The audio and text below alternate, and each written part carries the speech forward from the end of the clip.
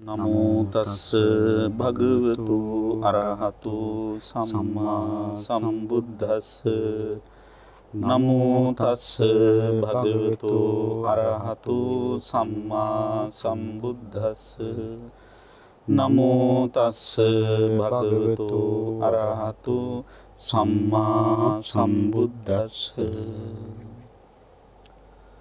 හැම දිනාටම තෙරුවන් සරණයි. සදහැති වාසනාවන්ත පින්වත්නි, සිරිත් පරිදි බෞද්ධ රූපවාහිනියේ සෑම සඳුදා දවසකම පෙරවරුවේහි ඔබ වෙත තිලින කරනු ලබන ධම්මානුපස්සනා ධර්ම සාකච්ඡාව සමගිනුයි මෙලෙසින් එක්වන්නේ. මේ සාකච්ඡාව සඳහා දිගින් දිගටම සම්බන්ධ වෙන පින්තුන් දන්නවා අපි මේ දවස්වල සාකච්ඡා කරන්නේ සාරිපුත්ත මහරහතන් වහන්සේ විසින් දේශනා කරන ලද බුදු පියාණන් වහන්සේගේ අනුමතය ලැබපු වටිනා සූත්‍ර දේශනාවක් දීඝනිකායේ දසුත්තර සූත්‍රය. මේ දසුත්තර සූත්‍රයේ ධර්ම කාරණා එකේව 10ක්, දෙකේව 10ක්, තුනේව 10ක් ආදී වශයෙන් 10 දක්වා ධර්ම කාරණා විස්තර වෙනවා. ඉතින් මේ දවස්වල අපි සාකච්ඡා කරන්නේ ධර්ම කාරණා තුනේ ඒව සඳහන් කොටස. ඉතින් අද දවසේ අපි සාකච්ඡා කරන්න බලාපොරොත්තු වෙන්නේ පහතබ්බ ධර්මයන් හැටියට හඳුන්වනු ලබන ධර්මතා තුනක් පිළිබඳව. පහතබ්බ කියලා කියන්නේ ප්‍රහාණය කළ යුතු ධර්ම කියන එක. අපි දන්නවා චතුරාර්ය සත්‍ය දේශනාව සම්බන්ධයෙන් ගන්නකොට දුක්ඛ සත්‍ය කියලා කියන්නේ පරිඤ්ඤය ධර්මයක් හැටියට පිරිසිඳ දැනගත යුතු ධර්මයක් හැටියට තමයි ධර්මයේ සඳහන් කරලා තියෙන්නේ. සමුදය සත්‍ය පහතබ්බ ධර්මයක්, ප්‍රහාණය කළ යුතු ධර්මයක් හැටියට දක්වලා තියෙනවා. නිරෝධ සත්‍ය සච්චිකාතබ්බ ධර්මයක් හැටියට සාක්ෂාත් කළ යුතු දෙයක් හැටියට දක්වලා තියෙනවා. ඒ වගේම මාර්ග සත්‍ය භාවේතබ්බ ධර්මයක් විදිහට, වැඩිය යුතු ධර්මයක් විදිහට දක්වලා තියෙනවා. එතකොට අද සාකච්ඡා කරන්න බලාපොරොත්තු වෙන්නේ පහතබ්බ ධර්ම, ප්‍රහාණය කළ යුතු ධර්මතා. ප්‍රහාණය කළ යුත්තේ තෘෂ්ණාවයි. ත්‍රිවිධ තෘෂ්ණාවක් පිළිබඳව තමයි අද සාකච්ඡාවේදී ඔබට ඉගෙන ගන්න ලැබෙන්නේ. ඉතින් මේ පිළිබඳව ඔබට කරුණු කියන්නට සිරිත් පරිදි මහත් කරුණාවෙන් මෛත්‍රියෙන් යුතුව මේ ධම් සභා මණ්ඩපයේ වැඩම කර සිටිනවා තලවතුගොඩ ශ්‍රී ඥානාරාම භාවනා මධ්‍යස්ථානාධිපති, ඩුබායිහි ශ්‍රී ලංකාරාම බෞද්ධ මධ්‍යස්ථානාධිපති, මොරගහහේන ආරණ්‍ය සේනාසනාධිපති, ත්‍රිපිටකාචාර්ය, අභිධර්ම විශාරද, කර්මස්ථානාචාර්ය අපේ කල්යාණ මිත්‍ර අතිපූජනීය මිරහවත්තේ පඤ්ඤාශ්‍රී මාහිම්පාණන් වහන්සේ. උන්වහන්සේ අද තරමක් වෙහෙස වෙලා ඉන දවසක්. උන්වහන්සේ ධර්ම දේශනා දෙකක් එක දිගට පවත්වීමෙන් අනතුරුවයි මේ සාකච්ඡාව සම්බන්ධ වෙන්නේ. මමත් එහෙමයි. මමත් වෙනත් විද්‍යුත් නාලිකාවක ධර්ම දේශනා දෙකක් එක දිගට පවත්වලා මේ සාකච්ඡාව හා සම්බන්ධ වෙන්නේ. ඉතින් අපි දෙදෙනාම වෙහෙසටපත් වෙලා හිටියත් මේ වැඩසටහන අඛණ්ඩව පැවැත්විය යුතු නිසා බොහෝම ප්‍රේක්ෂක ජනාදරයට පත්වෙච්ච ප්‍රතිචාර ලබාගෙන පවත්වාගෙන යන වැඩසටහනක් නිසා ඔබ කෙරෙහි කරුණාවෙන් මෛත්‍රියෙන් යුතුව අපි මේ වැඩසටහනට සම්බන්ධ වෙන්නේ. ඉතින් ඒ නිසා අද දවසේ මෙහි වැඩම කළ අපේ කල්යාණ මිත්‍රයන්න් වහන්සේ පාද නමස්කාර පූර්වක පිළිගන්නවා අපි හාමුදුරනේ. අද මේ ධර්ම සාකච්ඡාව සඳහා සදැහැති දායකත්වය ලබා දී කටයුතු කරනවා නාවල අංක 290න් එක දරණ නිවසේ පදිංචි වෛද්‍ය සුරූපිකා කළුආරච්චි මහත්මනිය, රත්නපුරේ පදිංචි වෛද්‍ය දර්ශනිකා ප්‍රේමවර්ධන මහත්මනිය, සහකාර තීකොම්සාරිස් අංජිත ප්‍රේමවර්ධන මහත්මයා යන දූපුතුන් සහ මහාචාර්ය අතුල කළුආරච්චි, වෛද්‍ය ගාමිණී පෙරේරා බෑනාවරු සහ ශාමිලා වීරකෝන් ලේලිය විසින් ඒ පින්නතුන් මෙවන් වටිනා ධර්ම දානමය කුසලයක් සිදු කරනු ලබන්නේ රත්නපුර විසූ ඩී.ඒ. ප්‍රේමවර්ධන පියාණන්ට මීට අවුරුදු 3කට පෙර ජූනි මාසේ 5 වෙනි දින අභාව ප්‍රාප්ත වුණ ඒ පියාණන්ට ඒ වගේම මීට අවුරුදු 24කට පෙර ජූලි මාසයේ පළවෙනිදා පරලෝසපත් වූ රත්නපුරේ විසූ KMD හේමා ප්‍රේමවර්ධන මෑණියන්ට පින් අනුමෝදන් කිරීම ප්‍රධාන අරමුණ කරගෙන. ඒ වගේම අභාව ප්‍රාප්ත මහාචාර්ය ජිනදාස පෙරේරා, ඒ වගේම කරුණා මන්තිලක දෙමාපියන්ටත්, ආත පෙරේරා පියාණන්, බෝධිපාල වීරකෝන්, ඒ වගේම ජයන්ති අත්තනායක දෙමාපියන් සහ ජනක කළුආරච්චි සොහොයුරාණන් කියන මේ පරලෝසපත් පින්වතුන්ට පින් අනුමෝදන් කරන්න බලාපොරොත්තු වෙමින් දායකත්වයේ දරා කටයුතු කරන්නේ. ඒ වගේම දේශකයන්න් වහන්සේලා දෙනම ඇතුළු සියලුම ස්වාමීන් වහන්සේලාට සෙත් ප්‍රාර්ථනා කරනවා. මෙත්මි නෙත්නි මිනිබිරියන් සහ බිනුර මුණුබුරාට ආශිර්වාද ප්‍රාර්ථනා කරනවා. සුජීවත සිටින දූ පුතුන් ඇතුළු පවුලේ හැම දෙනාටම සියලු ඥාති හිත මිත්‍රාදීන්ට ලක්වැසි ලෝවැසි හැමෝටම සෙත් ප්‍රාර්ථනා කරනවා. අපවත් වී වදාළ අතිපූජනීය හබරකඩ ඉන්ද්‍රරතන නායක ස්වාමීන්ද්‍රයන් වහන්සේට සහ අපවත් වී වදාළ මීත්‍රකල විජිතා ලොකු මෑණියන් වහන්සේ සහ ගෝතමී මෑණියන් වහන්සේට පුණ්‍යානුමෝදනා කරනු. බෞද්ධ කාර්ය මණ්ඩලයේ හැම දිනාටම සෙත් ප්‍රාර්ථනා කරනවා. ඉතින් ඒ දායකත්වයේ දරා කටයුතු කරන පින්වතුන්ගේ නම් සඳහන් කරපු පින්වතුන්ගේ සිතැඟි සිතුම් පැතුම් ප්‍රාර්ථනා බලාපොරොත්තු සියල්ල එලෙසින්ම ඉෂ්ට වේවා කියලා අපි පළමුවෙන් ප්‍රාර්ථනා කර සිටිනවා. අපි හාමුදුරනේ අපි මේ දවස්වල සාකච්ඡා කරන්නේ දසුත්තර සූත්‍රයේ. දසුත්තර සූත්‍රයේ අපිට අද සාකච්ඡා කරන්න නියමිතව තියෙන්නේ පහතබ්බ ධර්මයන් ගැනයි. ඒ පහතබ්බ ධර්මයන් තුනක් ගැන සඳහන් වෙනවා. අපි හාමුදුරනේ සාකච්ඡාවට ප්‍රවේශයක් වශයෙන් අපිට කියලා දෙන්න පහතබ්බ කියන්නේ කුමක්ද? පහතබ්බ ධර්ම හැටියට සඳහන් කරන්නේ මොනවද කියලා.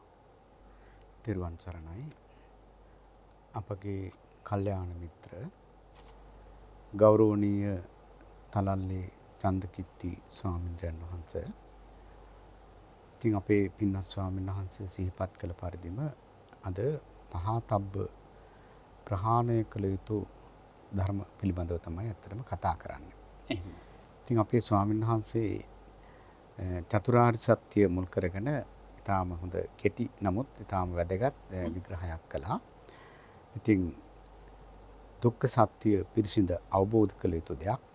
ඒ වගේම කෘත්‍ය හැටියට තියෙන ඊළඟට මෙන්න මේ තෘෂ්ණාව ප්‍රහාණය කළ යුතු දෙයක්. ඒ වගේම නිවන සාක්ෂාත් කළ යුතු දෙයක්, මාර්ගයේ වැඩි යුතු දෙයක්. එතකොට ස්වාමීන් වහන්සේ එහෙමනම් මේ තෘෂ්ණාව කියන එක අවබෝධ කරගන්න නෙවෙයි තියෙන්නේ, වහාම ප්‍රහාණය කරන්නයි තෘෂ්ණාව බුදුරජාණන් වහන්සේ දේශනා කළා තියෙන්නේ. ඉතින් එහෙමනම් දැන් මේ දසුත්තර සූත්‍රයේදී පහතබ්බ ධර්ම හැටියට සඳහන් වන්නේ මෙන්න මේ තෘෂ්ණාව මූලික කරගත්ත මේ තෘෂ්ණාවේ වර්ගීකරණයක්. ඒ කියන්නේ කාම තණ්හා, භව තණ්හා, විභව තණ්හා කියන මේ කාරණා තුන තමයි පහතබ්බ ධර්ම හැටියට සඳහන් වන්නේ. එතකොට ස්වාමීන් වහන්සේ දැන් මේකෙදී කාම තණ්හා කියන එක අපි ගත්තොත්, කාම තණ්හා කියලා කියන්නේ අතරම තියෙන කාමය කියලා කියන්නේ කොහොමද කැමැත්ත. එතකොට මේ කාම වස්තු හැටියට තියෙන්නේ රූප, ශබ්ද, ගන්ධ, රස, ස්පර්ශ කියන මෙන්න මේ පහ. මේකට තමයි පංචකාමී කියලා කියන්නේ. එතකොට ස්වාමීන් වහන්සේ දැන් අපේ මේ ආධ්‍යාත්මික ආයතන තියෙනවනේ, ඇස, කන, නාසය, දිව, ඊළඟට මේ කය. මෙන්න මේවාට ගෝචර වන මේ රූප, ශබ්ද, ගන්ධ, රස, ස්පර්ශ කියන මෙන්න මේවා ලබා ගන්න තියෙන කැමැත්ත. ඉතින් ඇත්තටම දැන් අපි සාමාන්‍යයෙන් බොහෝ ගිහි පින්නතුල්ලාව අපි විශේෂයෙන්ම හඳුන්වන්නේ පස්කම් සැප විඳින අය කියලා. ඉතින් මේක තමයි ගිහි කාම භෝගී කියන වචනේ පාවිච්චි වෙනවා. එතකොට ස්වාමීන් වහන්සේ මෙන්න මේක තමයි ගිහියෙකුගේ තියෙන මූලිකම පස්කම් සැප විඳිනවා කියලා කියන්නේ මෙන්න මේකට. මෙන්න මේ කාම තණ්හාවට. එතකොට ඒ සැප විඳිනකොට ස්වාමීන් වහන්සේ තමන් කැමති ආස්වාද ජනක ඒ රූප, ශබ්ද, ගන්ධ, රස, ස්පර්ශ ලැබෙනකොට ඉතින් තෘෂ්ණාවක් හට ගන්නවා. ඇල්මක් හට ගන්නවා. මේක මට ඕන. මේක මා සතුව පවත්ත ගන්න ඕන. මේක දිගින් දිගටම මේ දේම ඕන. මේ ආදී වශයෙන් ඒ පවතින ඇල්ම ඇත්තටම මේ ඉතින් මේ මේක සිතුවිල්ලක්නේ. මේ ලෝභ චෛතසිකය. ඒතර මෙන්න මේ කියන ස්වභාවය තමයි ස්වාමීන් වහන්සේ කාම තණ්හා කියලා කියන්නේ. අපි හන්නේ දැන් ඒ තණ්හා වර්ග තුන විග්‍රහ කරගන්න කලින් මම කැමති අපි හන්දරගේ අවධානය යොමු කරන්න. තණ්හාව කියන වචනයට පර්යාය වශයෙන් මේ සමාන වචන වශයෙන් මොන වගේ වචන පාවිච්චි වෙනවද අපි හන්නේ මේ සාමාන්‍ය එදිනෙදා භාවිතයේදීත් අපි විවිධ වචන පාවිච්චි කරන ඒ තණ්හාවට සමාන විදිහට මොනවද අපිට හඳුන ගන්න පුළුවන්? ඇත්තට ස්වාමීන් දැන් මේ අපි ගත්තාම අපේ සිංහල භාෂාවෙම දැන් පාලි භාෂාවෙත් මේ තණ්හාවට ගොඩාක් නම් තියෙනවා. එහෙමයි. සිංහල භාෂාවෙත් අපි දන්න තරමින් දැන් ස්වාමීන් තණ්හාව කියනවා, ආසාව කියනවා, කැමැත්ත කියනවා, බැඳීම කියනවා, ඊළඟට සෙනෙහස කියනවා, ආදරය කියනවා, රාගය කියනවා, කාමය කියනවා, ප්‍රේමය කියනවා, ආලය කියනවා. ඉතින් මේ ආදී වශයෙන් ස්වාමීන් වහන්සේ බොහෝ නම් තියෙනවා මේ තෘෂ්ණාවට. එහෙම. එතකොට ස්වාමීන් වහන්සේ මේ ගොඩාක් නම් තියෙන දැන් කෙනෙකුට හිතෙන්න පුළුවන් ඇයි ඉතින් එක දෙයකට මේ ගොඩාක් නම් තියෙන එකේ තේරුම මොකක්ද කියලා හිතෙන්න පුළුවන්. එහෙම. ඒත් ඇත්තටම ස්වාමීන් වහන්සේ දැන් පාලි භාෂාව කියලා කියන්නේ හරි ගැඹුරු භාෂාවක්. ඒ වගේම පොහොසත් භාෂාවක්. එතකොට දැන් පාලි භාෂාවත් එක්ක ගත්තාම සිංහල භාෂාව ඒ තරම්ම පාලි භාෂාවත් එක්ක සංසන්දනය කරපුවාම ඊට වඩා පොහොසත් භාවයෙන් අඩුයි. සිංහල භාෂාව. ඒකට මම එහෙම අඩුයි කියලා කියන්නේ මොකද? දැන් අපි පාලි නිഘണ്ടുව ගත්තාම ස්වාමීන් වහන්සේ එක දෙයකට ගොඩාක් වචන තියෙනවා. මම හිතන්නේ ස්වාමීන් වහන්සේ නිഘണ്ടുව පාඩම් කරලත් ඇති. එහෙමයි.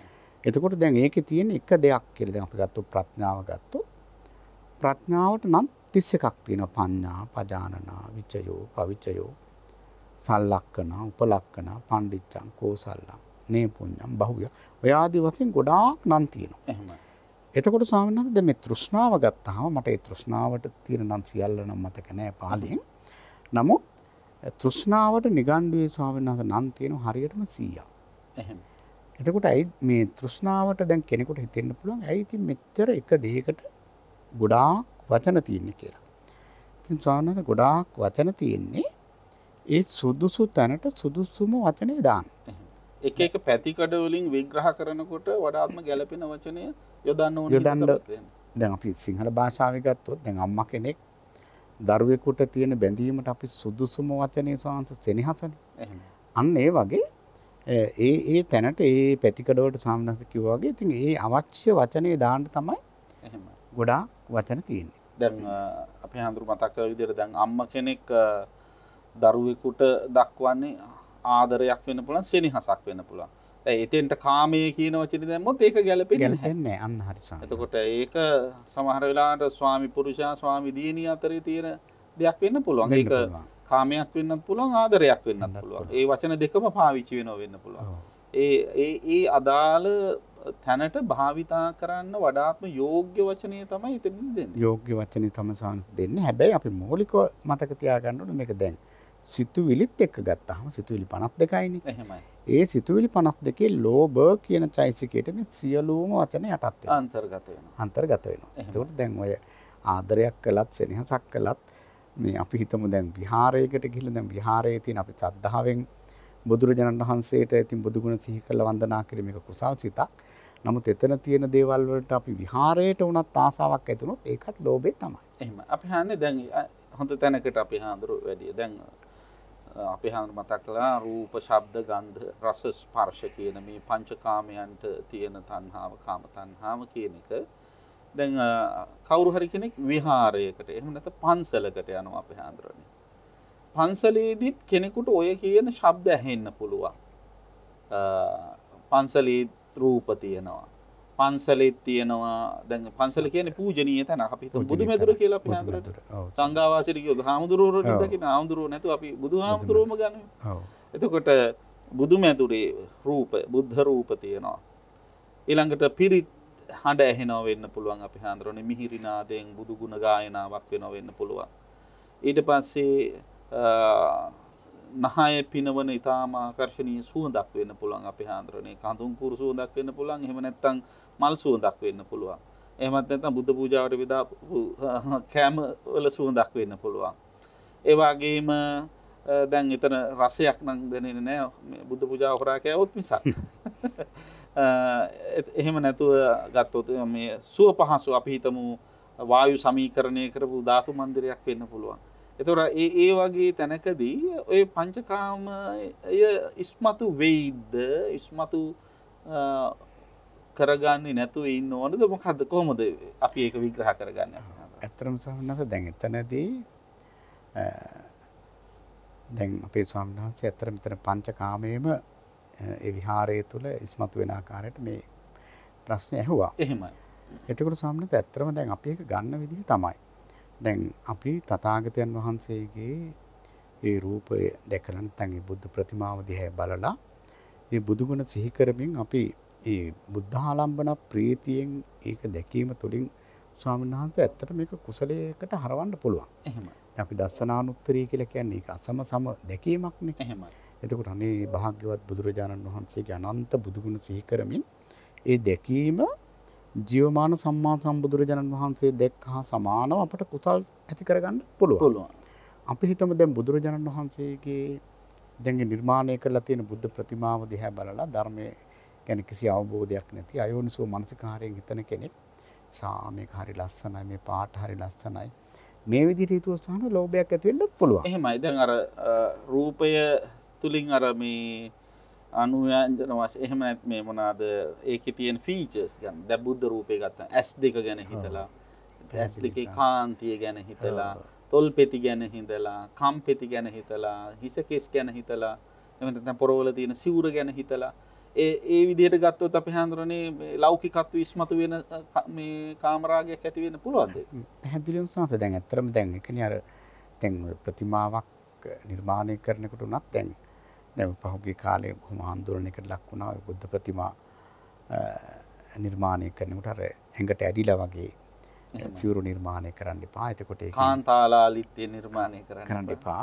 මොකද ඒක තුලින් සමහර වෙලාවට කෙනෙකුට කාමරාගයක් වගේ ඇති වුණොත් ඒක මහා අකුසලයක් වෙනවා. එහෙම. ඒ නිසා ඒ බොහොම සාන්තිය කියන දෙන්න ඉතින් ඇත්තටම නිවිච්ච ඒ බුද්ධ ප්‍රතිමාවක් නිර්මාණය කිරීම තුළ අර බොහෝ දෙනෙකුට කුසල් සිත් ඇති කරගන්න ඒක ලොකු පහසුවක් වෙනවා.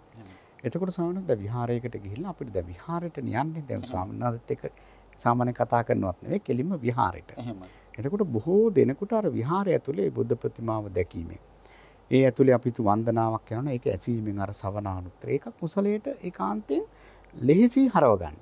සහ අපි හන්නේ දැන් සවනානුත්තරියට කලින් දැන් බුද්ධ ප්‍රතිමා වහන්සේට අමතරව බුද්ධ විහාරයක අපි හඳුරන්නේ බොහොම වටිනා විචිත්‍ර භාණ්ඩ තියෙනවා. ඒ කියන්නේ මිනිසුන්ගේ ශ්‍රද්ධාවෙන් පූජා කරපුවා යම් වටිනා කියන දේවල් තියෙනවා. දැන් ඒවා දැකලා මුතු මැණික් තියෙන්න පුළුවන් වෙනත් බොහොම විසිතුරු භාණ්ඩ පූජා කරපුවා තියෙන්න පුළුවන්.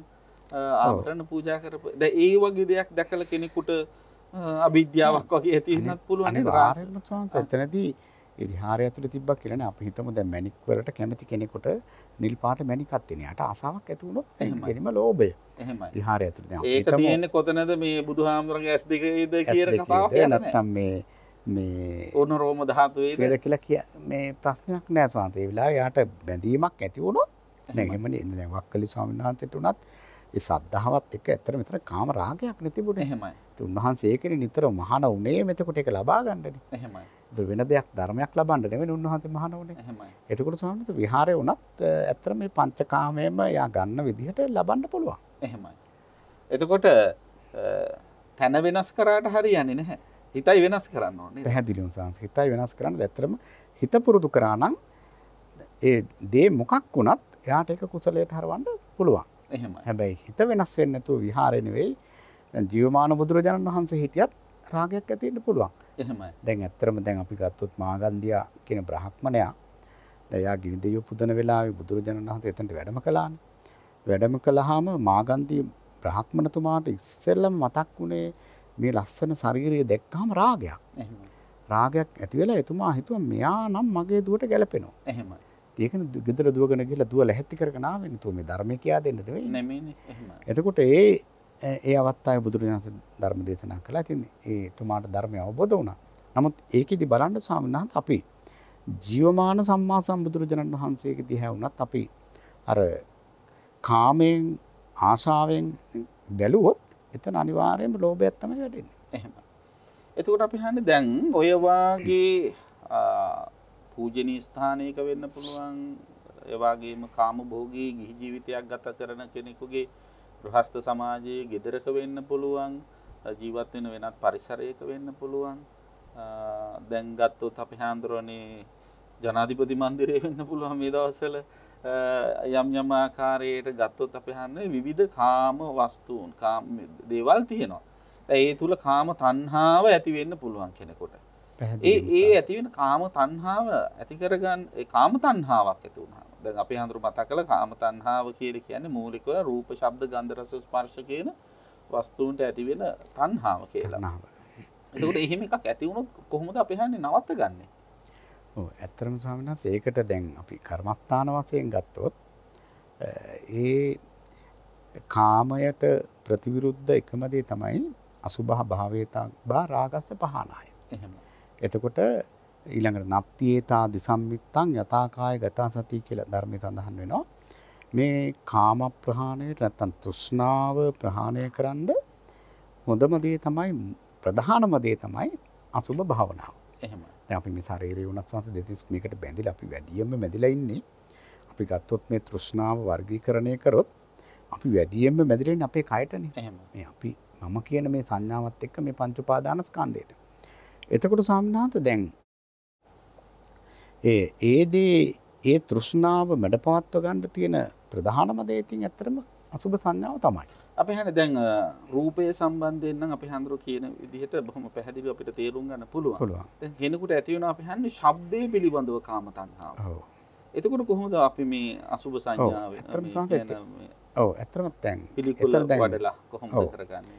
ඔව් ඇත්තටම දැන් පිළිකුල දැන් අපි ආධ්‍යාත්මික ආයතන ටික ගත්තාම සාංශ දැන් ඇස, කන, නාසය, දිව මේ ටික ඔක්කොම ගත්තාම මේ ඔක්කොම ස්වාමීන් වහන්සේ දැන් ඒ කයේ තිබ්බට දැන් ශබ්දය වෙනම දෙයක් තමයි.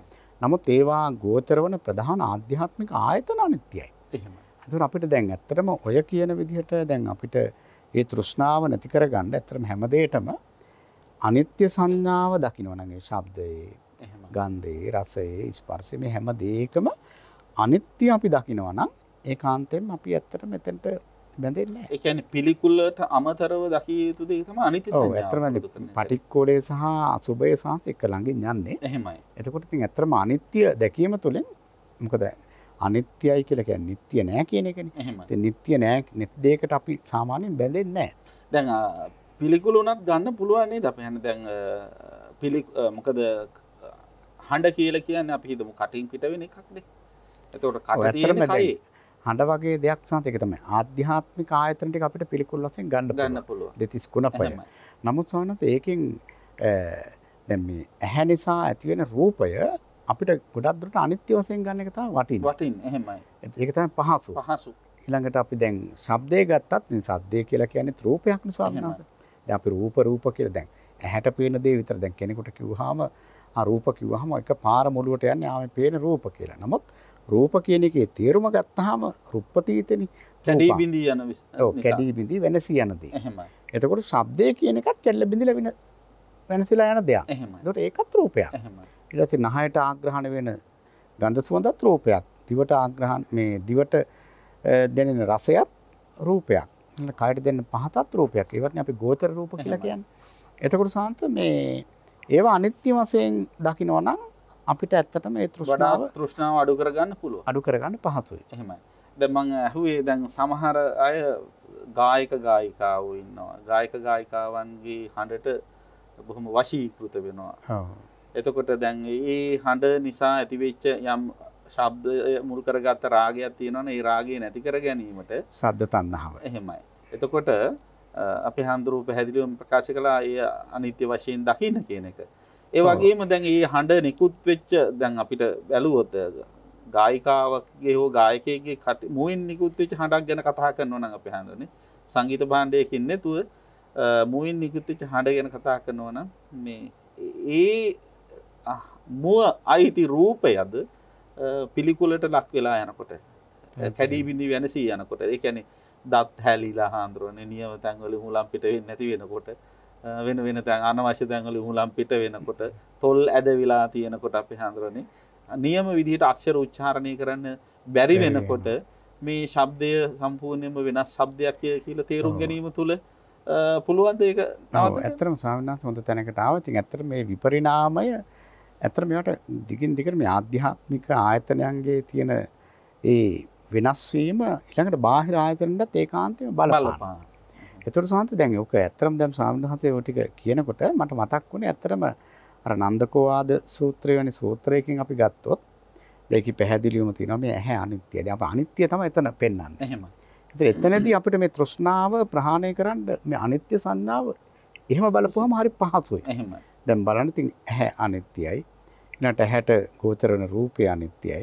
ඒ දෙන්නා එකතු කරන විඥානය අනිත්‍යයි. ස්පර්ශ අනිත්‍යයි.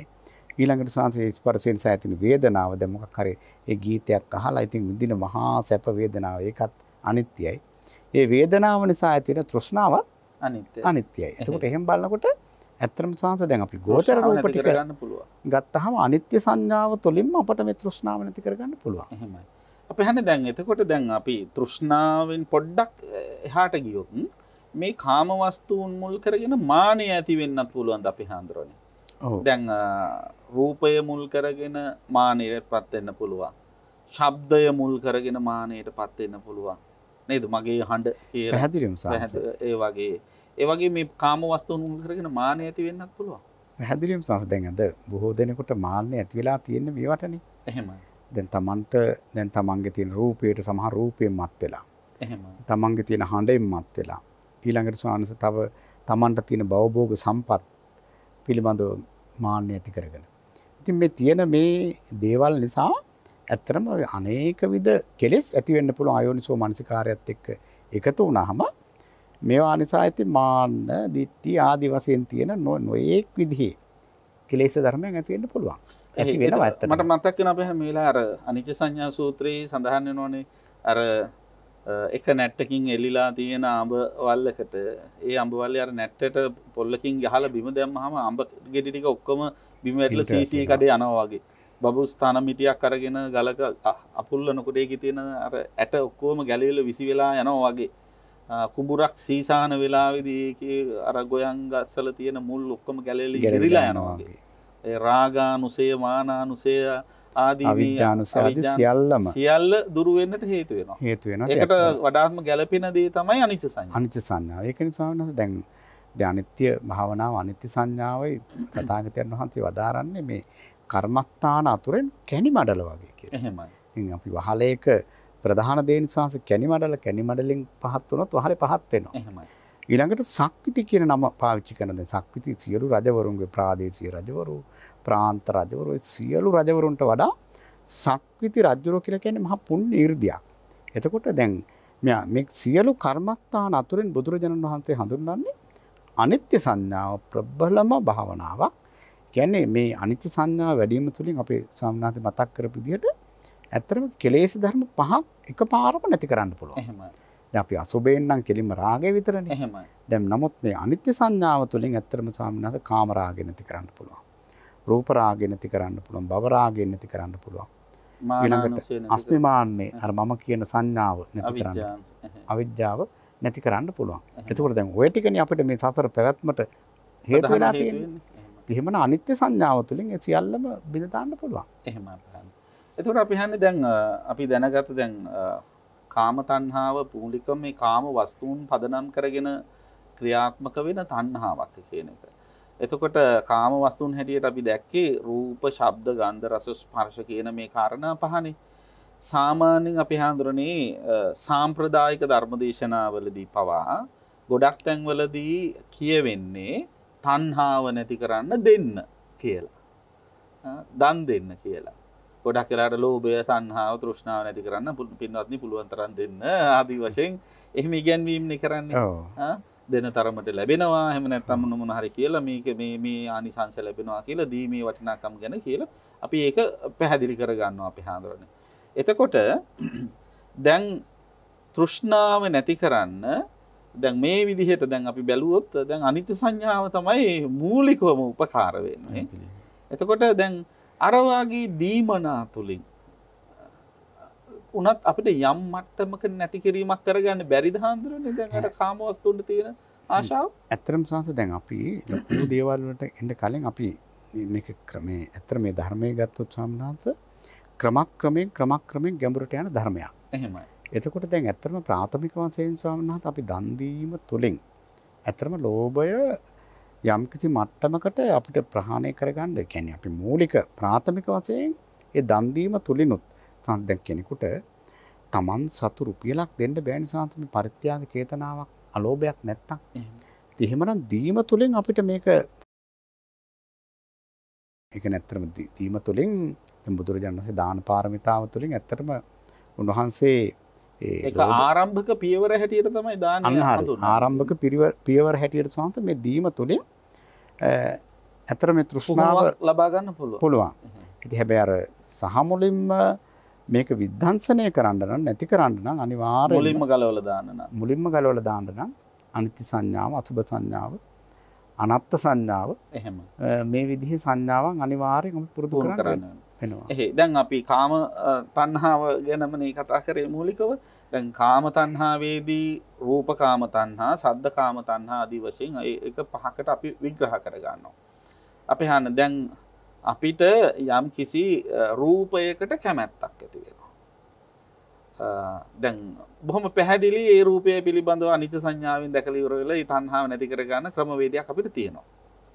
දැන් රූප තණ්හාවක් ඇති රූපයකට තණ්හාවක් ඇති වුණාම අපි හඳුරන්නේ අර දානය තුලින් අතහැරීම තුලින් ඒ තණ්හාව නැති කර ගන්න නම් මොකද්ද අපි කරන්න ඕන?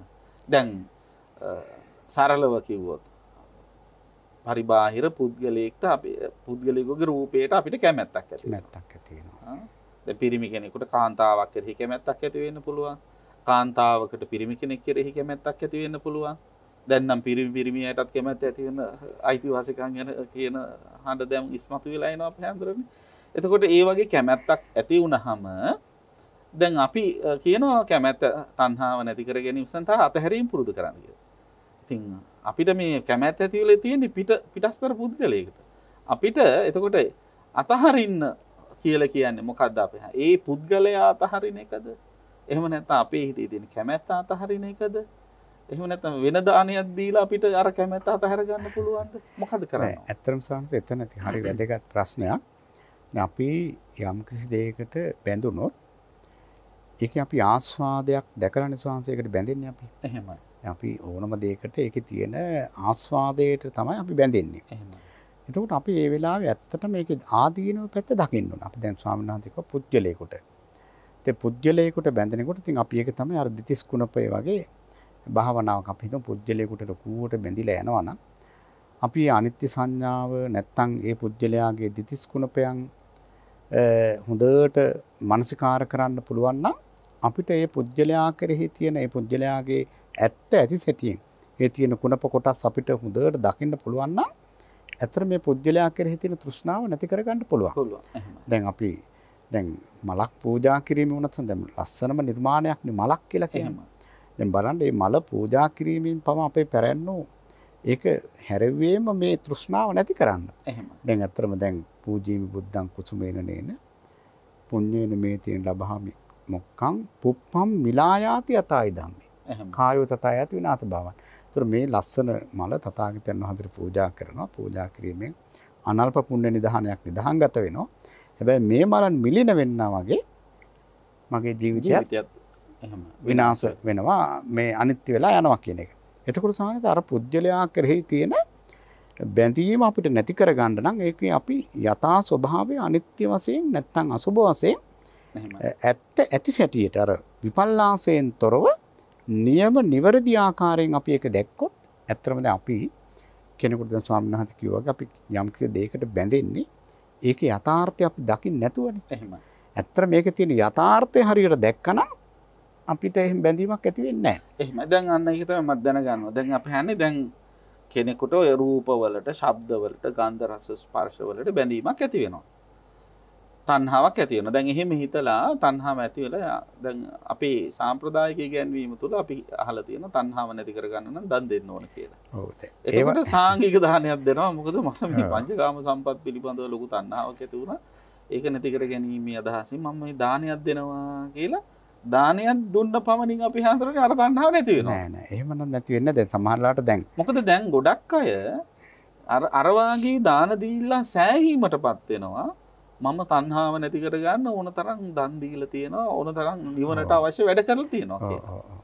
ඒ ප්‍රමාණවත්ද අපි හඳුරන්නේ? නෑ ඇත්තටම ඒ ප්‍රමාණවත් නෑ. ස්වාමීන් වහන්සේ හොඳම තැනකට ආයේ මොකද දැන් ස්වාමීන් වහන්සේ කියපු ඒ කතාව මට හොඳට වැටහුණා. දැන් මොකද සමහර අය එහෙම හිතනවා දැන් මම දැන් කියනවනේ කතාවටත් කියන මම ඉතින් ඇත්ති වෙන්න දන් දීලා තියෙනවා මගේ තෘෂ්ණාව නැති කරගන්න. එහෙමයි. නමුත් දැන් අපි එහෙම ගත්තොත් දැන් එහෙම කෙනා දැන් සමහර වෙලාවට දන් දෙනවා පංචකාමේ ලබා ගන්න. එහෙම. දැන් සමහරු කියන්නේ දැන් හොඳට වියදම් කරනවා පංචකාමයේ වෙනුවෙන්. සමහරු කියන්නේ සුද්ධ වගේ කියලා. එහෙම. ඒ සුද්ධ වගේ කියලා කියන්නේ ඉතින් ඇත්තට පංචකාමයේ වෙනුවෙන් එයා වියදම් කරනවා. එහෙමයි. එතකොට එයා කිසිම ලෝභයක් නැති මිනිස්සයා ලෝභය කියලා ගෑවිලාවත් නැහැ කියලා සමහරු ඉතින් විවහාරේ කතා කරනවා. හැබැයි යා වියදම් කරලා තියෙන්නේ පංචකාමයේ වෙනුවෙන්. එතකොට දැන් මේ දානයක් දෙන්න උනත් ස්වාමීන් වහන්සේ සමහරලාට ওই දාන ඇතුළේ සමහර අකුසල් එකතු වෙන්න පුළුවන් නේ. එහෙමයි. අපි එහෙම සෑහීමකටපත් වෙනවා නම් දැන් අපි හිතමු ලොකු දානයක් දෙන්න ඉතිලා. ඉතින් අපි මහානායක හඳුනට ආරාධනා කරනවා ඊළඟට ප්‍රභූවරුන්ට ආරාධනා කරනවා. ඉතින් ওই දානේ ඇතුලේ ස්වාමීන් වහන්සේ කෙලෙසුත් යනවා. මානයක් දියනවා. මානයක් යනවා. ඉතින් අපිටම ඇවිල්ලා කියනවා ඥානෙ නැතුව දානේ දෙන්න ගියාම මානෙ වැඩෙනවා. මානෙ වැඩෙනවා. ඒක දැන් බලන්න ස්වාමීන් දැන් අපිට මිනිස්සු කියනවානේ අපේ දානෙට මේ අහවල්ලු ආවා. මහානායක හඳුනට දෙනමක් ආවා. ඉතින් ඔය ආදි වශයෙන් එතකොට අර ඇත්තම එතන දාණයෙන් වෙන්න ඕන අලෝභ දේශ අමෝහ කියන කුසල මූලයන් ඉස්මතු වෙන්න ඕනේ. සමහරලාට ඉතින් ලෝභ දේශ මෝහ ආදී දේවල් මේ දාණය තුලත් මොකද ක්‍රියාව නෙවෙයි කුසලයේ බවට පත් වෙන්නේ. එහෙමයි. ඉතින් එහෙම බලනකොට ස්වාමීන් වහන්සේ ඇත්තටම දැන් අර ස්වාමීන් වහන්සේ මතක් කරපු එක එහෙම ඒ දාණයෙන් පමණක් මේ පංචකාමයන්ට තියෙන ඒ බැඳීම් නැති කරගන්න කවදාවත් බෑ. ඒ සඳහා මේ අනිත්‍ය සංඥාව ඊළඟට මේ අසුභ සංඥාව ආදී මේ කර්මස්ථාන අපේ ඒකාන්තයෙන්ම හොඳට පුරුදු කරන්න ඕනේ. එහෙම පුරුදු කරේ නැත්නම් අපිට මේ ආසාව බුදුරජාණන් වහන්සේ පහතබ්බ ධර්මයක් හැටියට වදාළ මේ ආසාව ප්‍රහාණය කරන්න බෑ. එහෙම අපි හන්නේ දැන් තණ්හාව, කාම තණ්හා, භව තණ්හා, විභව තණ්හා කියන තණ්හා තුන පහතබ්බ ධර්මයක් හැටියට දක්වලා දෙන ප්‍රහාණය කළ යුතුද? මොකද ප්‍රහාණය කරන්න ඕන මේ ධර්මතා පදනම් කරගෙන තමයි දුක්ඛ සමුදය වෙන්නේ. දුක හටගන්නේ. එතකොට අපි හන්නේ දුක හටගන්න ප්‍රධානම හේතුවක් හැටියට දක්වනවා කාම තණ්හාව, කාම වස්තුන්ට තියෙන ආශාව. එතකොට මේ කාම වස්තුන් කොහෙද තියෙන්නේ? මේ ලෝකය තුල. අපි ලෝකයේ හැටියට හඳුන්වන්නේත් අපි හඳුරන්නේ මේවමනේ. ඇහැට පේන රූප, කනට ඇහෙන ශබ්ද, නහයට දැනෙන ගඳ සුවඳ, දිවට දැනෙන රස, ශරීරයට දැනෙන ස්පර්ශ, මේ ටික තමයි ලෝකයේ වශයෙන් හඳුන්වන්නේ. එතකොට අපි මේවාට තණ්හාව ඇති කරගන්නවා කියලා කියන්නේ අපි ඒ ලෝකයේ තුලම හිර වෙනවා. ලෝකයේ තුලම කොටු වෙනවා. එතකොට මේ ලෝකයෙන් නිදහස් වෙන්න නම්, ලෝකෙන් එතර වෙන්න නම්, ලෝකෝත්තර වෙන්න නම් මේ කියන තණ්හා, මේවට තියෙන තණ්හාව තමයි අතහැර ගන්න ඕන. පැහැදිලිවම සන්ත මේ තෘෂ්ණාවමයි අපි අයින් කරන්න ඕනේ මේකෙන් එතර වෙන්න. එහෙම ක්‍රමයක් නෑ අපිට ඉතින්. එහෙමයි.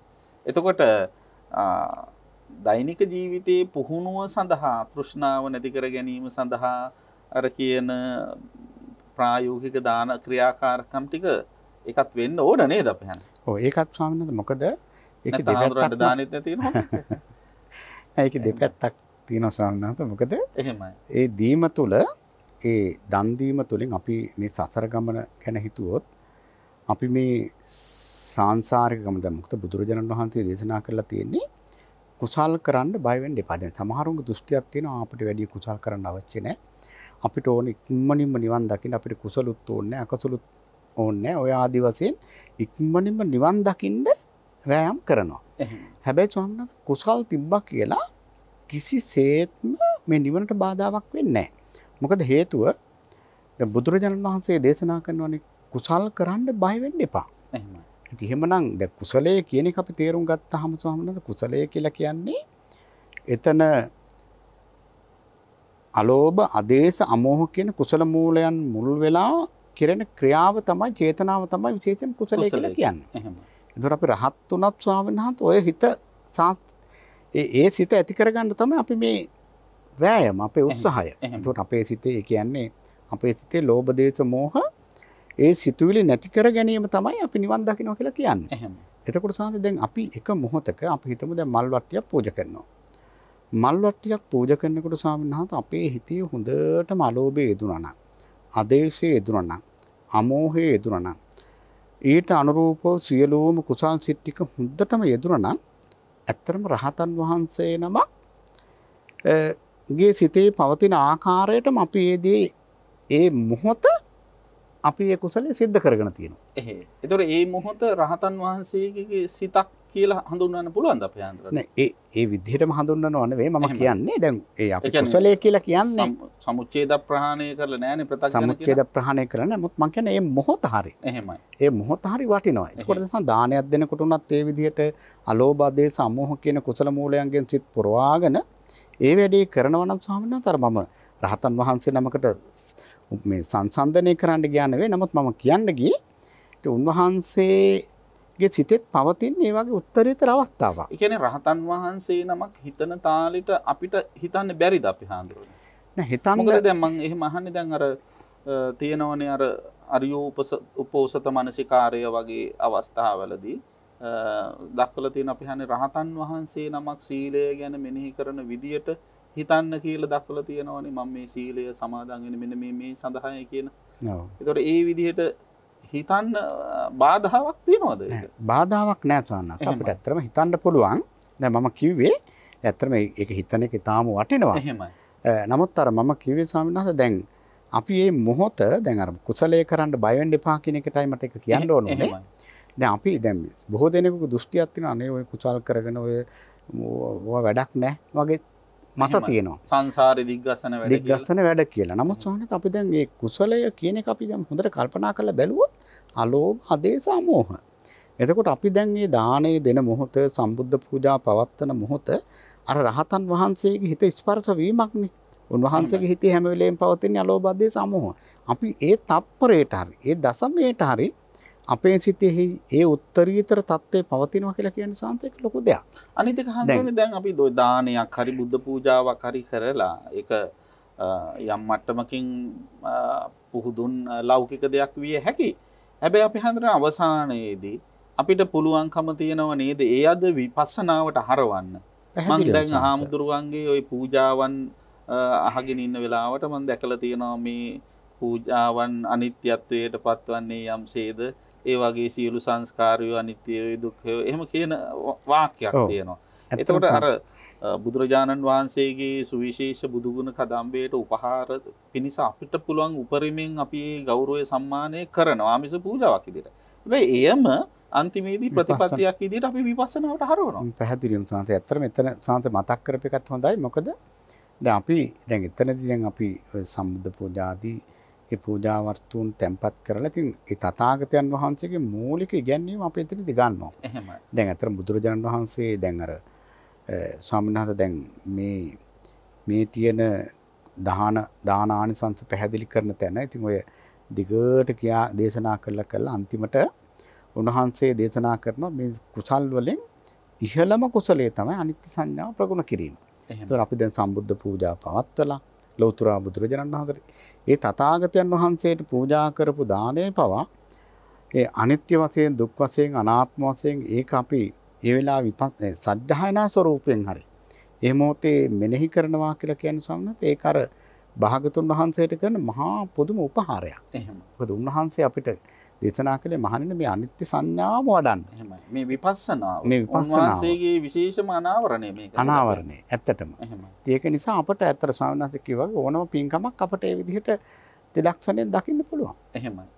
එතකොට අපි හන්නේ ඒ තුල ඇතිවන්නා වූ යම් කිසි කාමරාගයක් කාම තණ්හාවක් කියන ඒ කාම තණ්හාව මැඩ පවත්වා ගැනීමට හැකියාව තියෙන බව දැනගන්න. මම මේ ප්‍රශ්නය මෙච්චර දුරට ගෙනාවේ තෘෂ්ණාව නැති කර ගැනීම සඳහා මොනවද කරන්න ඕන කියන කාරණාව යටතේ. අපි හඳුරන්නේ ඊට පස්සේ දැන් තෘෂ්ණාවේ ප්‍රභේද වශයෙන් ගත්තාම දැන් මෙතන පහාණය කළ යුතු තෘෂ්ණාවල් තුනක් ගැනනේ සඳහන් කරන්නේ. ඒකෙන් කාම තණ්හාව තමයි අපි දැන් විග්‍රහ කරගත්තේ.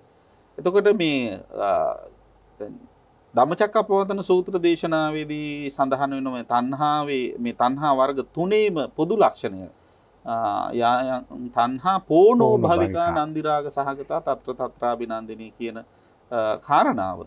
එතකොට පුනර්භවය ජනිත කරන ඒ තැන සතුටින් අලවා තබන්නට හේතු වෙන චිත්ත ස්වභාවයක් මනෝභාවයක් තමයි මේ තණ්හාව වල තියෙන්නේ. ඔව්. අතර සාන්තේ හොඳ තැනක් මතු කරා. මොකද දැන් අපි ඒකත් තේරුම් ගන්න එක වටිනවා. දැන් මේ තෘෂ්ණාවෙන් අපි බැඳිලා ගිහිල්ලා ඒ තැන්වල අපි බොහොම ආස්වාද ජනකව අල්ලගෙන తත්‍ර తත්‍රාභි නන්දිනී. එහෙමයි. ඒතකොට අපි උපදින තැන ස්වාමීන් වහන්සේ අපි සතුටින් අල්ල ගන්නවා. දැන් අපි හිතමු පණුවෙක් වැසිකිලි වලක ඉපදුනත් ඌට එතන රාජධානියක්. ඌට දැන් මේ ජීවිතේට අපි කිව්වොත් ඔතනින් අයින් වෙන්න කියලා ඔයා කැමති ඕනම දෙයක් දෙන්නම් කිව්වොත් එයා කැමති වෙන්නේ නැහැ. ඒතකොට එයා ලබන ජීවිතේ එයා ලබන භවයට එයා කැමති. දැන් තිරිසන් භාවයක නම් අපිට එහෙම හිතන්න පුළුවන් මේ නරකයේ වගේ නිරයේ වගේ තැනකදී කොහොමද අපි හඳුරන්නේ? ඔව් එතනදී නම් ස්වාමීන් වහන්සේ ඒත් ඉතින් අතර මේ ධර්ම විග්‍රහය අනුව తත්‍ර తත්‍රාභි නන්දිනී කියන මේ එහෙමයි. බුද්ධ වචනය අනුව එතනත් අල්ලගන්න ඇති. දැන් සරලව ගත්තොත් අපි මේ අවීචි මහා නරකයේ ගිහිල්ලා කටු ඉඹුලේ නගිනකොට අපි හන්නේ කටු ඉඹුලේ දැන් යටි ඉඳ කියලා උල් වලින් අනිනවලු.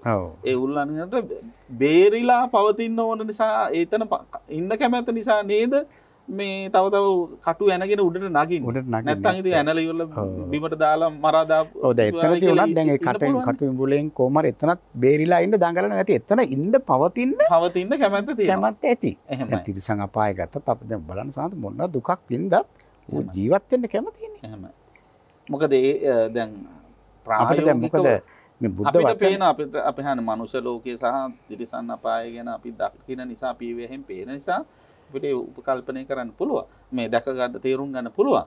නමුත් අර වාගේ දෙයක් අපි දැකලා නැති නිසා ඔව් නමුත් අපිට දැන් ඔව් දැකලා නැති නිසා නමුත් සමහර අපිට බුද්ධ වචනය එහෙමයි. ඒක තහවුරු කරගන්න පුළුවන්. එහෙනම් තථාගතයන් වහන්සේ එතන ඒ විදිහට වෙනස් කරනවා. ඒ ශ්‍රද්ධාවේ පිහිටලා තමයි ඒක කරන්න වෙන්නේ. මොකද අපි අර භවයෙන් අවිද්භව අන්ධකාරයෙන් වැහිච්ච නිසා අපි ගිහිපුව අපිට පේන්නේ නැහැ නේද අපි හන්නේ.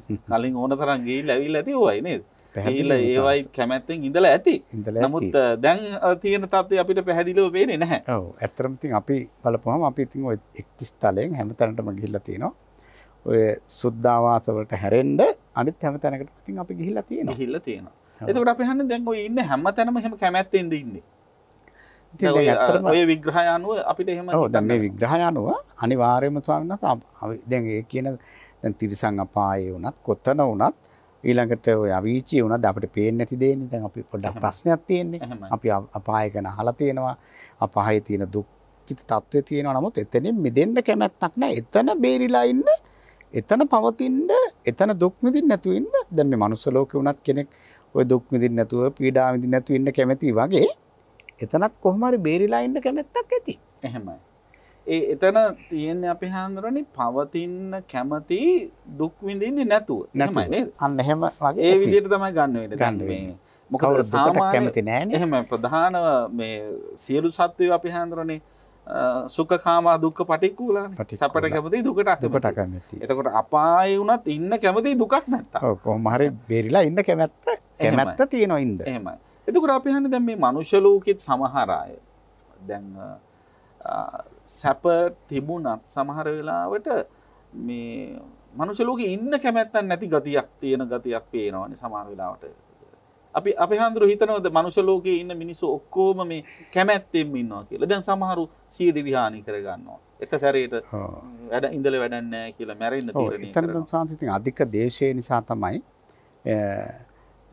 ඒ දේ සමහරට කෙලෙස් ඇවිස්සලා එතකොට වෙන්නේ අර මුලින් පහළ වෙච්ච රාගයට වඩා ප්‍රතිබල සම්පන්න ද්වේෂයක් ඉස්මතු වෙනවා. එතකොට යාට ඉඳලා දැන් අර එතන ඉතින් අර සියල්ලම එපා වීමක් සහ අධික ද්වේෂය කැමති දේ නොලැබීම නිසා ඇති වෙන දුකත් එක්ක යාට මේ ඉන්න ඕනේ නැහැ කියලා ඒ කෙලෙස් අධික විච්ච අවස්ථාවක එහෙම හිතුනට සාපේක්ෂව ගත්තම සාන්ත බොහෝ දෙනෙක් ඉතින් ඇත්තටම මේක ඉන්න කැමතියි. එහෙමයි.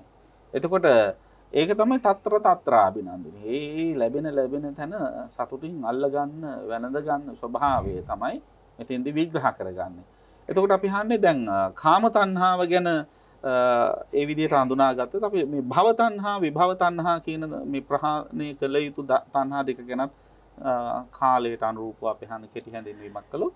ඔව් ඇත්තටම සාමාන්‍යයෙන් දැන් භව තණ්හාව කියලා කියන්නේ අත්‍තර මේක අපි කොටින්ම කිව්වොත් මේක සාස්වත දෘෂ්ටිය. එහෙමයි. ඒ කියන්නේ දැන් මේක මම මගේ ආත්මය කියලා මේක දිගින් දිගටම මේක පැවැත්මට තියෙන කැමැත්ත තමයි මේ භවයෙන් භවයට යන්න තියෙන මේ කැමැත්ත තමයි භව තෘෂ්ණාව කියලා කියන්නේ. කියන්නේ භව කියන්නේ පැවැත්ම ඊට පස්සේ තණ්හාව කියන්නේ කැමැත්ත. කැමැත්ත. පැවැත්මට ඇති කැමැත්ත. අන්න හරි. පැවැත්මට ඇති කැමැත්ත. භව තෘෂ්ණාව. එහෙමයි. ඒකත් ඉතින් ඒතර ප්‍රහාණය කළ යුතු දෙයක්. එහෙමයි. ඊළඟට සාන්ත විභව තෘෂ්ණාව කියලා කියන්නේ අතර නොපැවැත්මට. එහෙමයි. කියන්නේ පවතින්න කැමති නැහැ. ඒකත් දෘෂ්ටියක් වශයෙන් ඒකත් තෘෂ්ණාවක් එනවා. එයා නොපවතින්න කැමති. එහෙමයි.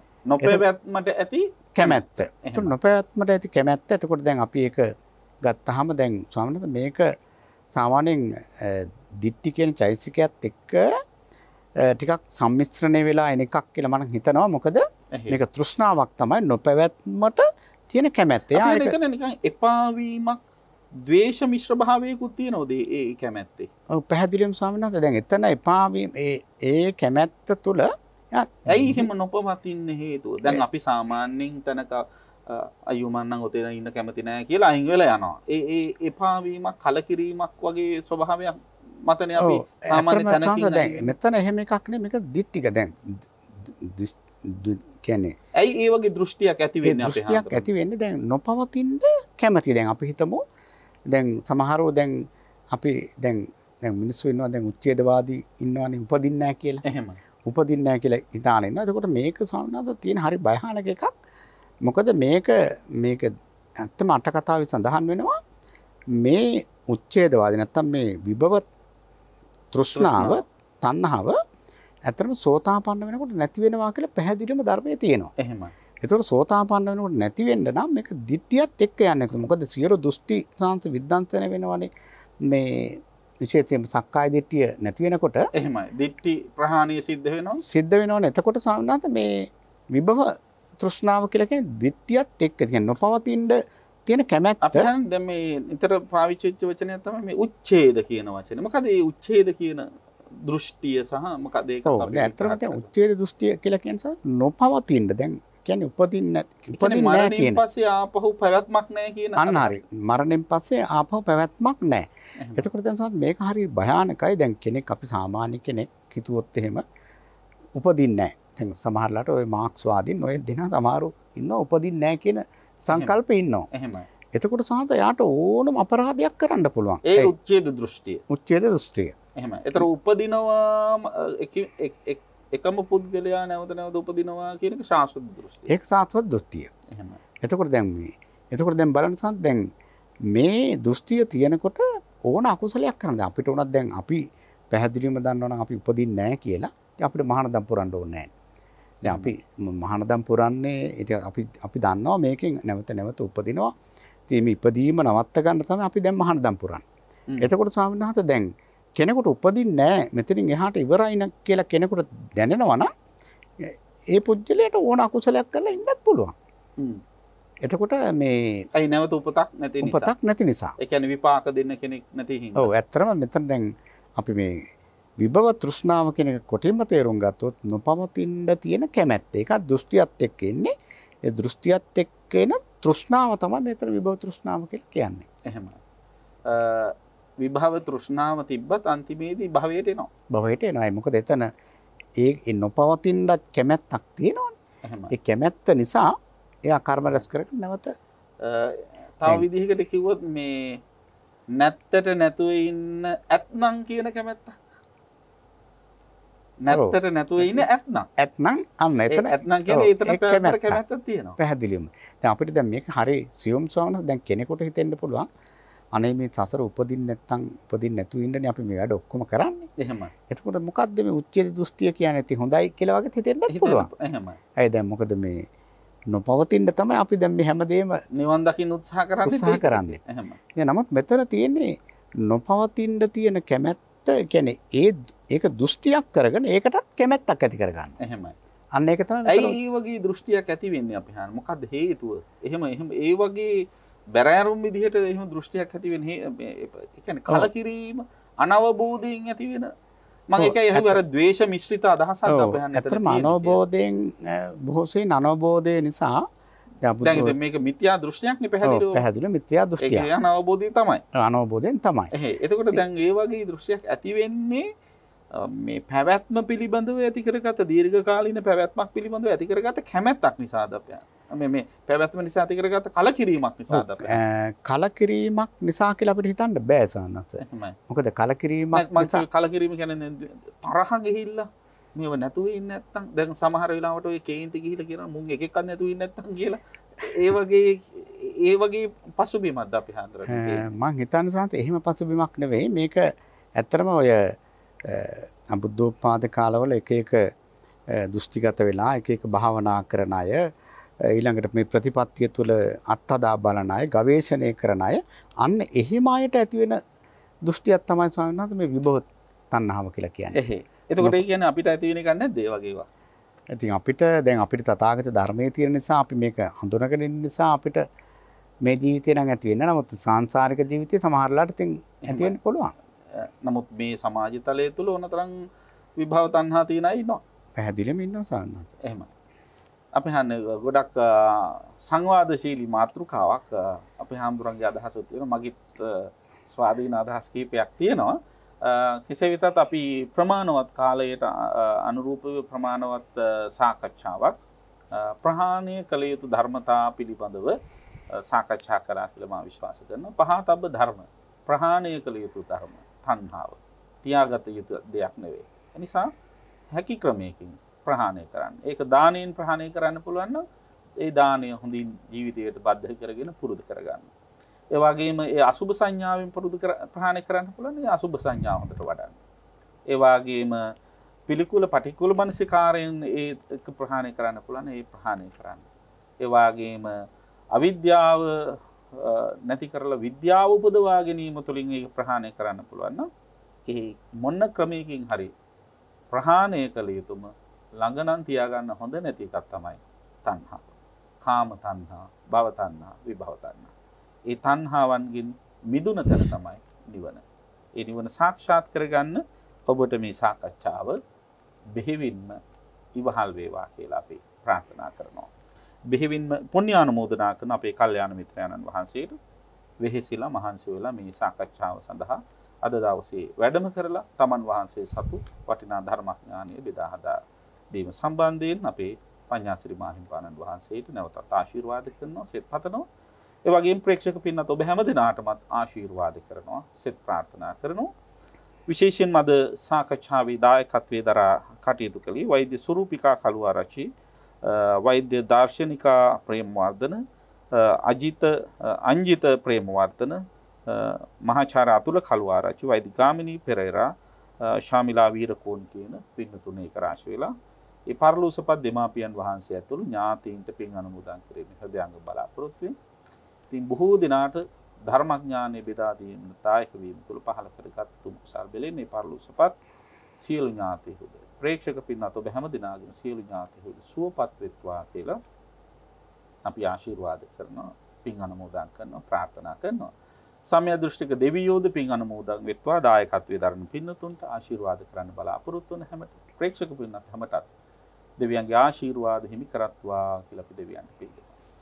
ඒ වගේම මේ සියලු ආකාරයෙන් රැස් කරගත් උතුම් කුසල් බෙලෙන් පරලෝසපත් පින්නතුන්ටත් පින් කැමති දෙවියන්ටත් ප්‍රේක්ෂක පින්නත් ඔබ හැමෝටම විශේෂයෙන්ම ඊයේ දවසේදී ජන්මදිනය සිහිපත් කර සම්බෝධි මහා විහාරාධිපති අපේ බොරලන්දි වජිරඥාන ස්වාමීන් වහන්සේටත් අපි මේ වෙලාවේ සෙත් ප්‍රාර්ථනා කරනවා, ආශිර්වාද කරනවා. ඒ වගේම අපේ රටට ඉදිරි අනාගතයේ හොඳ කලදසාවක් උදා වේවා, යහපත් අනාගතයක් උදා වේවා. බොහෝ දිනාගේ සිතැඟි පැතුම් ඉෂ්ට වෙන ආරක්ෂාකාරී වාසනාවන්ත සෞභාග්‍ය සම්පන්න අනාගතයක් රුම වේවා කියලා ප්‍රාර්ථනා කරමින් ආශිර්වාද කරනවා. ඉතින් මේ සීල ආකාරයෙන් රැස් කරගත් උතුම් කුසල් වලින් හැමත සියලු ශාන්ති වේවායි ප්‍රාර්ථනා කරමින් ධම්මානුපස්සනා ධර්ම සාකච්ඡාව මෙතකින් සමාප්ත කරනවා. තුනුරුවන් සතු අනන්ත ගුණ බල මහිමෙන් පින්වත් ඔබ හැම දිනාටම සියලු ශාන්තියම වේවායි හිත සිතින් ප්‍රාර්ථනා කරනවා. ත්වන්